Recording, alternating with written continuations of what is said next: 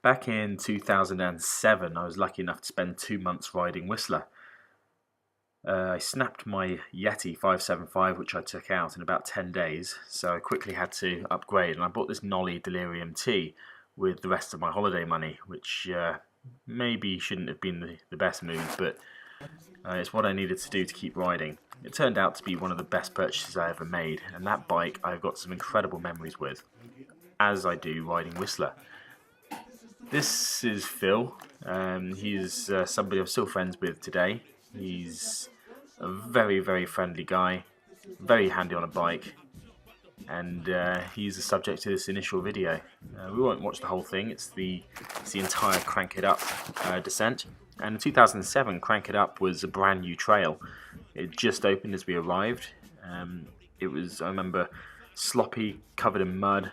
Very difficult to ride when it first opened, but as the weeks rolled by, it became compacted and it rode so nice. It's one of those trails that you can ride with your wheels on the ground as a less confident mountain biker, but likewise you can go balls out and absolutely thrash and get some massive air off some of the big floaters.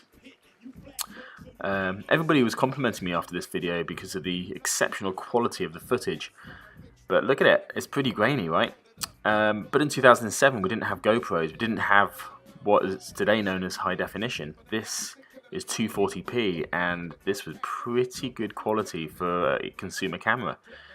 And I strapped it to my helmet, literally, with black tape. So my helmet was covered in this horrible black tape, but I'd have a camera on my head and everybody thought I was a pro because of it.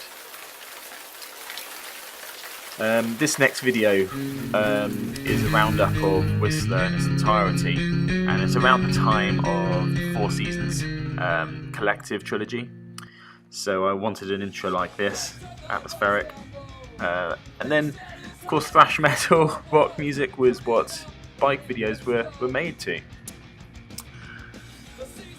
So I'm riding here with a bunch of people. Sean Curtin, who lives in New Zealand, Tom Thornton, who's riding this right in front of us. That's the monkey monkey roller. Can't remember what that was, but that roller is one thing I didn't do. It's the nemesis, my nemesis. I did some massive stuff, but I wouldn't roll that thing, and I regret it ever since. And so no GoPros back there. This is my camera strapped to my handlebar, which is shaking all over the place, but I wanted to get this suspension fork going up and down, but look how shaky it is. It's absolutely awful. And this is the Boneyard, so this is where Whistler hold their Crankworks event. So it's a pretty awesome bike park. There's some massive stuff there you can ride. We weren't riding the biggest stuff, but it was a lot of fun. Freight train, this is much higher up in the mountain, where we jump over, ride over some containers. My signature no-footers. That image back there when I was doing that no-footer is super, that's me. It's a really famous place to get the photo because you've got Whistler Lake in the background, mountain ranges.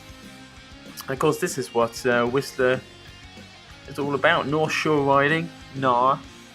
This is a massively long piece of North Shore, but it's not very difficult. Look out, it's pretty wide, it's only about 1.5 feet off the ground.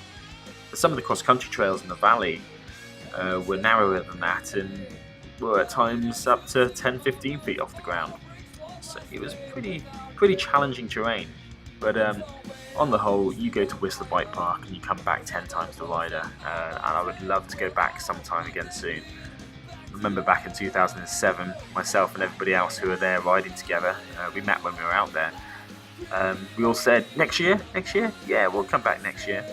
But yeah, we didn't go back next year. Some did, and some have emigrated there, but not myself, sadly. So it would be great to go back there again, maybe instead of Whistler next time. See you later. Thanks for watching, guys.